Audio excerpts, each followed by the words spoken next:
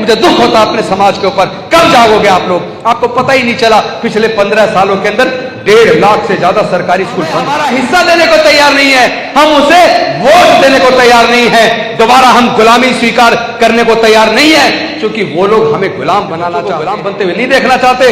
तो ऐसी विचारधारा को छोड़ दो जो आपको पाखंडवाद, अंधविश्वास के रास्ते पर ले जाकर आपके बच्चों को गुलाम बनाने में आते हैं, कॉन्फ्रेंस में आते हैं, लेकिन घर के बगल में पड़ोस में कोई कथावाचक आया है, कोई माता की चौकी लगी है, कोई वहां पर जागरण हो रहा है, तो पुरुष तो आ गए यहां, हम भाषण दे रहे हैं या सुन रहे हैं, और वो हमारी पत्नी पड़ोसन के साथ बच्चों को लेकर चली गई कथावाचक को सुनने, जागरण को सुनने। तो ये बताइए आपके घर में विचारधारा किसकी बढ़ेगी?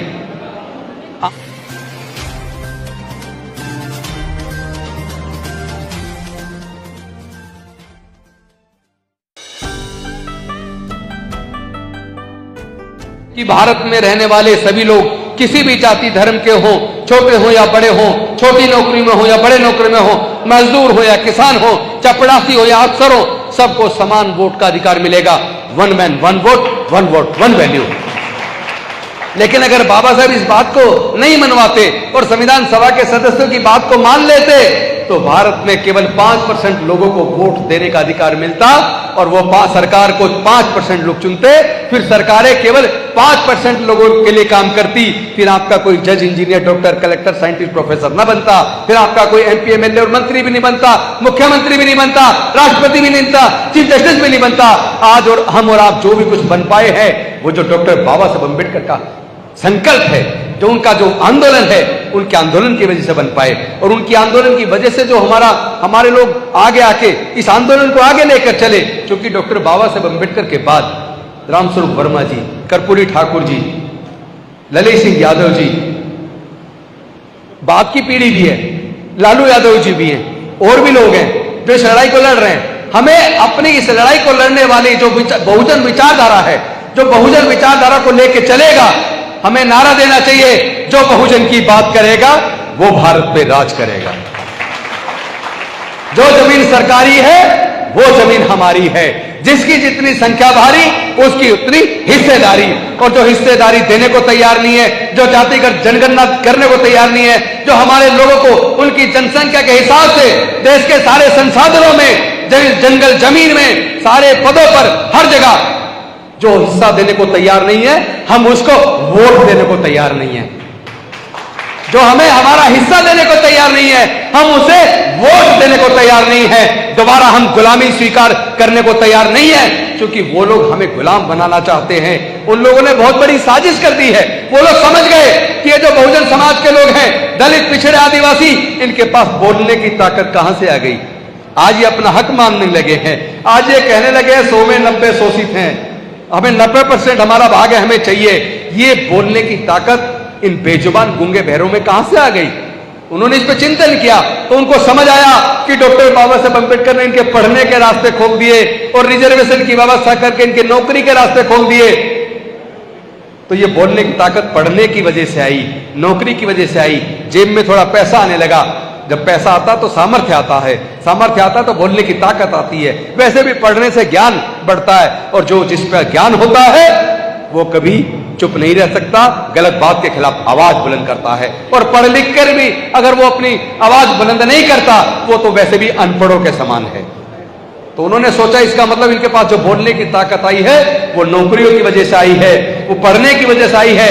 फिर से इनकी पढ़ाई छीन लो, फिर से इनकी पढ़ाई छीन लो। तो उन्होंने षड्यंत्र के द्वारा क्या किया? पहले धीरे धीरे, पहले आपको पता होगा प्राइवेट स्कूल नहीं होते थे, सब सरकारी स्कूल होते थे। क्योंकि हमने तो सर्वे किया है, देश के अंदर जितने जज हैं, इंजीनियर हैं, डॉक्टर हैं, साइंटिस्ट हैं, प्रोफेसर हैं, जितने भी सीनियर लेवल के, उनकी पढ़ाई का हमने देखा वो कहां से पढ़े हैं।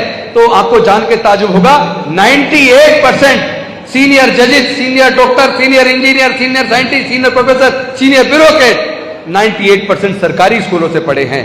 तो उन्होंने कहा अगर ये सरकारी स्कूल अच्छे रहेंगे तो ये पढ़ते रहेंगे, आगे बढ़ते रहेंगे, लड़ाई लड़ते रहेंगे, इसलिए सरकारी स्कूलों को कमजोर कर दो, प्राइवेट स्कूल खोल दो। उन्होंने प्राइवेट स्कूल खोलने शुरू किए, एक के बाद एक प्राइवेट स्कूल खुलते चले गए और सरकारी स्कूल धीरे धीरे बंद होते चले गए। आपको पता भी नहीं होगा, क्योंकि आप लोग बिल्कुल जैसे पहले गूंगे बहरे गुलाम थे, आपने तो फिर से गुलामी स्वीकार कर ली है। लानत है, मुझे दुख होता अपने समाज के ऊपर। कब जागोगे आप लोग? आपको पता ही नहीं चला, पिछले 15 सालों के अंदर 1.5 लाख से ज्यादा सरकारी स्कूल बंद हो गए। मैं पूछना चाहता हूं आप लोगों से, क्या देश की जनसंख्या कम हो रही है? जब देश की जनसंख्या बढ़ रही है तो सरकारी स्कूल और ज्यादा खुलने चाहिए थे, फिर सरकारी स्कूल बंद क्यों हो गए? सरकारी डाटा बता रहा है कि 15 सालों में 1.5 लाख से ज्यादा सरकारी स्कूल बंद हो गए। प्राइवेट स्कूल खुलते जा रहे हैं। सरकारी स्कूल में पढ़ने का माहौल नहीं है, सरकारी स्कूल में टीचर नहीं है। मजबूर आदमी सोचता है कि बच्चे को कामयाब बनाना तो प्राइवेट में पढ़ाओ, और प्राइवेट में जो मध्यम दर्जे के प्राइवेट स्कूल हैं उसमें एक बच्चे की फीस का खर्चा, किताबों का खर्चा, वर्दी का खर्चा, ट्यूशन का खर्चा, आने जाने का ट्रांसपोर्ट का खर्चा, सारे खर्चे जोड़ दिए जाएं तो एक बच्चे को शहर के अंदर पढ़ाने के लिए 8 से 10 हजार रुपया चाहिए। और हर घर में कम से कम 2 बच्चे हैं, तो 2 बच्चों को पढ़ाने के लिए 15 से 20 हजार रुपया महीना चाहिए। लेकिन SC, ST, OBC और माइनॉरिटी के 99% लोग ऐसे हैं जिनके पूरे परिवार की इनकम जोड़ ली जाए तो 5,000 से 20,000 रुपए के बीच महीना है। तो जिसके पूरी परिवार की इनकम 5,000 रुपए से 20,000 रुपए महीना के बीच है, क्या वो अपने 2 बच्चों को पढ़ाने के लिए प्राइवेट स्कूल में 15 से 20,000 रुपए खर्च कर सकता है? क्या नहीं कर सकता ना? तो साजिश के तहत सरकारी स्कूल जो बेहतरीन होते थे, जहां पे एग्जाम पास करके टीचर बनते हैं, क्वालिफाइड टीचर होते हैं, जो पास नहीं कर पाता वो प्राइवेट में पढ़ाता है, वो प्राइवेट में पढ़ाता है। काबिल टीचर सरकारी में, और सरकारी स्कूल का माहौल खराब, सरकारी स्कूल में पढ़ने का माहौल नहीं। तो जानबूझ के सोची समझी साजिश के तहत दलितों के, आदिवासियों के, पिछड़ों के और माइनॉरिटी के बच्चे ना पढ़ पाए। तो एक तरफ इस तरीके से उन्होंने आपकी शिक्षा को महंगा करके पढ़ाई छीन ली। तो ये तो मैं बता रहा हूं 12वीं तक की शिक्षा की बात। अब 12वीं के बाद आगे बढ़ते हैं। अगर किसी तरह आपने बच्चे को 12वीं तक पढ़ा भी लिया और आप देख रहे हैं कि बच्चा डॉक्टर बनना चाहता है, बच्चा इंजीनियर बनना चाहता है, बच्चा जो वकील बनना चाहता है, अब उसको कोचिंग की जरूरत है, क्योंकि एंट्रेंस एग्जाम है। पहले तो नंबर से एंट्रेंस परसेंटेज ऑफ मार्क्स के आधार पर एडमिशन होता था, बाद में उसमें रिटन टेस्ट कर दिया, और टेस्ट में भी क्या कर दिया, जो आप पढ़ के आए हैं 12वीं तक उसमें से आधा आता है कोर्स, आधा कोर्स बाहर से आता है। यानी जो कोचिंग लेगा केवल वो बच्चा पास होगा। 99% केवल कोचिंग लेने वाले बच्चे इंजीनियरिंग में, मेडिकल में या सिविल सर्विसेज में, जुडिशरी में, जितने भी तरह की नौकरियां सब जगह आजकल जो कोचिंग लेते हैं वो बच्चे सफल होते हैं। और कोचिंग का खर्चा लाखों रुपए महीना है। तो पहले तो लाखों का खर्च करके कोचिंग कराओ, उसके बाद आपके बच्चे का मान लो इंजीनियरिंग में सिलेक्शन हो गया, मेडिकल में सिलेक्शन हो गया, लॉ में सिलेक्शन हो गया। तो लॉ का कोर्स 12वीं के बाद वाला BLLB 5 साल, इंजीनियरिंग का कोर्स 4 साल, मेडिकल का कोर्स 4.5 साल। अब उसका खर्चा देखिए, 1 साल की केवल फीस का खर्चा लगभग 2.5 लाख, हॉस्टल का खर्चा अलग, खाने का खर्चा अलग। यानी 1 साल में एक बच्चे को जो 4-5 साल का कोर्स है, 1 साल के लिए कम से कम 3 से 3.5 लाख रुपया चाहिए। अब 4 साल का कोर्स पूरा करने के लिए और 5 साल का कोर्स पूरा करने के लिए 12 लाख से 15 लाख रुपया चाहिए। मैं आपसे पूछना चाहता हूं, क्या 99% SC, ST, OBC और माइनॉरिटी के लोग अपने बच्चों को हायर एजुकेशन के लिए 12 से 15 लाख रुपया खर्च कर सकते हैं? क्या नहीं कर सकते ना? इसका मतलब इनडायरेक्ट तरीके से बिना आपको बताए उन्होंने आपके बच्चों से एजुकेशन को छीन लिया। अब आपके बच्चे पढ़ नहीं पाएंगे, और ऊपर से जो आपके बच्चे पढ़ने के बाद नौकरी में आ जाते थे तो धीरे धीरे एक एक करके सारे सार्वजनिक उपक्रम बेच दिए, इंडियन रेलवेज बेच दिया, बैंक बेच दिए, इंश्योरेंस कंपनियां बेच दी, एयरपोर्ट बेच दिया, एयर इंडिया बेच दिया, बाल्को बेच दिया, नाल्को बेच दिया, ITDC के होटल बेच दिए। एक एक करके देश के सारे संस्थान बिकते जा रहे हैं, बिकते जा रहे हैं। और जो जो बिक गया, प्राइवेटाइज हो गया, वहां आपका रिजर्वेशन खत्म, वहां आपके बच्चों के आगे बढ़ने का अवसर खत्म, वहां उसकी नौकरी का अवसर खत्म। इतना पैसा हमारे लोगों के पास नहीं है कि हम व्यापार कर लें। यानी आपकी पढ़ाई भी छीन ली और आपकी नौकरी भी छीन ली। अब मैं पूछना चाहता हूं, जब बच्चे की पढ़ाई नहीं होगी, नौकरी नहीं होगी और व्यापार करने के लिए पैसा नहीं होगा, तो बच्चा क्या करेगा? मजदूर बनेगा ना। जो मजदूर बन जाता है वो गुलाम बन जाता है। केवल ये कहने से काम नहीं चलेगा हम कमेरा वर्ग हैं। अरे ये तो सच्चाई है, दुनिया जानते हम कमेरे हैं, मेहनत कस हैं, मेहनत करके खाते हैं। लेकिन हमारी मेहनत की कमाई पर डाका कौन डाल रहा है? इस पर नजर कौन रखेगा? आपकी मेहनत की कमाई को कौन चुरा कर ले जा रहा है? इस पर नजर कौन रखेगा? हमें अपनी खुद की अर्थव्यवस्था भी तैयार करनी होगी। क्यों? हम कर सकते हैं। हमारे पास मेरिट के मुकाबले में हमारा कोई मुकाबला नहीं है। हमारे समाज के लोग पैदाइशी इंजीनियर हैं, उसको बताने की जरूरत नहीं कौन सी फसल कैसे उगानी है। पहले से बच्चा बचपन से मां बाप से सीखता हुआ बड़ा होता है, सब तमाम तरह की फसल उगा देता है। मरे हुए जानवर की खाल उतार के उस खाल को गलाकर कलर करके उससे जूते भी बना देता, उससे बेल्ट भी बना देता, उससे जैकेट भी बना देता, उससे बैग भी बना देता, उससे टोपी भी बना देता है। लकड़ी से सोफा बना देता है, टेबल बना देता है, विंडो बना देता है, डोर बना देता है, मिट्टी से ईंट बना देता है, बर्तन बना देता है। तो हमारे बच्चे तो पैदाइशी इंजीनियर है, किसी ट्रेनिंग की जरूरत नहीं पड़ती। कहते हैं मेरिट नहीं है। अरे इस देश के अंदर जितने प्रकार के उत्पादन होते हैं, खेत की जमीन का मालिक कोई भी हो, लेकिन उसको उगाने वाला मजदूर के तौर पर काम हमारे मेहनत का समाज के, बहुजन समाज के, SC ST OBC माइनॉरिटी के लोग करते हैं। तो हम उत्पादन का काम भी हम करते हैं और इस देश के तमाम तरह के निर्माण का काम भी हम करते हैं। कपास हम उगाते हैं, कपास से धागा हम बनाते हैं, धागे से कपड़ा हम बनाते हैं, कपड़े से कपड़े को सिलकर लोगों को पहनाने का काम भी हम करते हैं।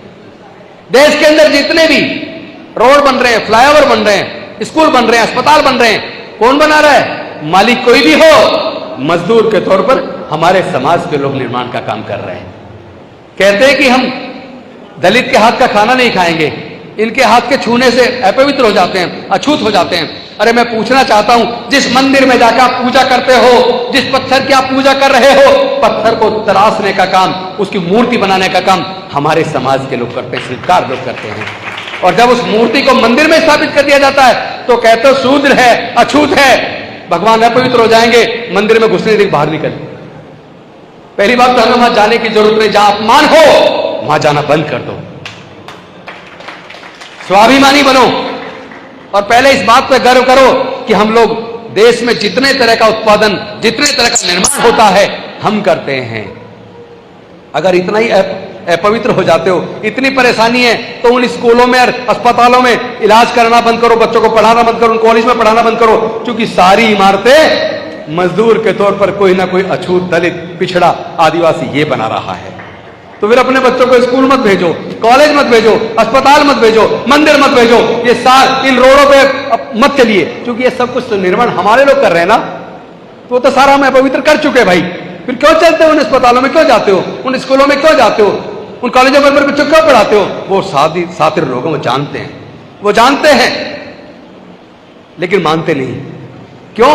क्योंकि उन्होंने आपको एक ऐसी दवाई दे दी, धर्म नाम की, अंधविश्वास नाम की। वो पाखंडवादी अंधविश्वासी लोग आपको स्वर्ग और नरक के चक्कर में घुमा रहे हैं कि भैया ये करोगे तो स्वर्ग में जाओगे, ये करोगे तो नरक में जाओगे। अरे मैं ये कहना चाहता हूं, तुम स्वर्ग नरक का चक्कर छोड़ो, अंधविश्वास पाखंडवाद छोड़ो, कम से कम अपना आज सुधार लो। आज सुधारने का मार्ग तो रामस्वरूप वर्मा दे गए, आज अपना आज सुधारने का मार्ग तो डॉक्टर बाबा साहब अम्बेडकर दे गए, आज सुधारने का मार्ग हमारे महापुरुष देकर गए हैं। अगर आपने अपना आज सुधारना है और अपने आने वाले बच्चों का कल सुधारना है तो इस बहुजन विचारधारा पर, अर्जक्शन की विचारधारा पर, डॉक्टर बाबा साहब अम्बेडकर की विचारधारा पर, तथागत बुद्ध की विचारधारा पर वापस आओ। क्योंकि बुद्ध शांति का प्रतीक है। बुद्ध ने पूरी दुनिया को शांति और मानवता का संदेश दिया। पूरे दुनिया ने बुद्ध को स्वीकार किया। जहां अच्छाई होगी पूरी दुनिया स्वीकारेगी, जहां बुराई होगी वो वहीं सिमट जाएगी। इसलिए वो धर्म भारत में भी सिकुड़ रहा है, भारत में भी खतरे में है, क्योंकि उसके अंदर अच्छाई नहीं है। उसके अंदर अगर अच्छाई होती तो पूरी दुनिया में फैल जाता। बुद्ध के धर्म में अच्छाई है, मानवता है, शांति है, प्रगति है, खुशहाली है, दुख से निवारण का उपाय है। तो फिर जो आपके दुख से निवारण का उपाय बताए आपको उस पर चलना चाहिए। इन्हीं शब्दों के साथ, इस आशा और उम्मीद के साथ कि आप अपने बच्चों को दोबारा से गुलाम बनते हुए नहीं देखना चाहोगे। अगर अपने बच्चों को गुलाम बनते हुए नहीं देखना चाहते तो ऐसी विचारधारा को छोड़ दो जो आपको पाखंडवाद, अंधविश्वास के रास्ते पर ले जाकर आपके बच्चों को गुलाम बनाती हो। आपको दोबारा से अपने बच्चों को गुलामी स्वीकार नहीं करनी चाहिए। हमें तो है नहीं, हम मर जाएंगे लेकिन झुकेंगे नहीं, बिकेंगे नहीं, डरेंगे नहीं। अपने बहुजन समाज की लड़ाई को तब तक लड़ते रहेंगे जब तक हमारे शरीर में खून की एक भी बूंद और एक भी सांस बाकी है।